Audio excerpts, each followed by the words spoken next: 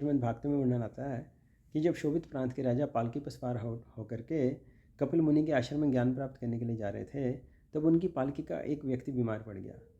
तब उन्होंने जड़ भरत जी को, जो कि खेतों की देखभाल कर रहे थे, उनको पालकी उठाने के लिए कहा। तब वो जो है, जब बीच में कोई जीव जंतु आया था तो उछल पड़ते थे। तब राजा रघुगण को बहुत ही क्रोध आ गया और वो जो पालकी से जैसे उतरे, उन्होंने जड़ भरत जी का बहुत ही अपमान किया और उनका तिरस्कार किया। और जड़ भरत जी के चेहरे पर बहुत दिव्य तेज था और वो बहुत ही शांत चित्त के थे।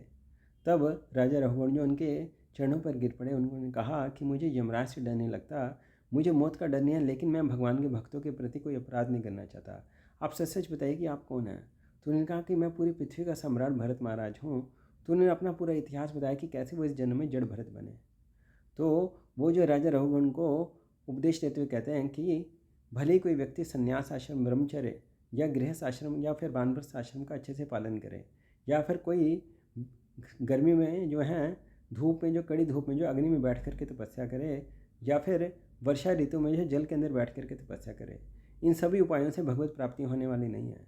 तो भगवत प्राप्ति का एक ही मार्ग बता रहे हैं, महत्पाद रजो अभिषेकम। जब तक हम भगवान के जो शुद्ध भक्त जो हैं उनकी चरण कमलों में लोटपोट नहीं हो जाते, तब तक हमें भगवत प्राप्ति होने वाली नहीं है। और यही सेम बात जो भगवान श्री कृष्ण भगवद गीता में कह रहे हैं कि भक्त्यमम अभिजानाति है अर्जुन, तुम जो है मुझे भक्तों के द्वारा ही जान सकते हो। इसलिए भगवान श्री कृष्ण गीता में कहते हैं कि तद विधि परिणिपातेन परिप्रश्नेन सेवया उपदक्षन्ति ते ज्ञानम ज्ञानस्तत्वदर्शिना। हमें जो किसी सदगुरु के पास जाकर के उनसे जिज्ञासा करनी चाहिए। सर्वप्रथम हमें उनसे विनीत भाव से उनकी सेवा करनी चाहिए और उनसे विनीत भाव से उनसे जिज्ञासा करनी चाहिए। सर्वसद व्यक्ति हमें ज्ञान प्राप्त कर सकते हैं, क्योंकि उन्होंने सत्य का दर्शन किया है।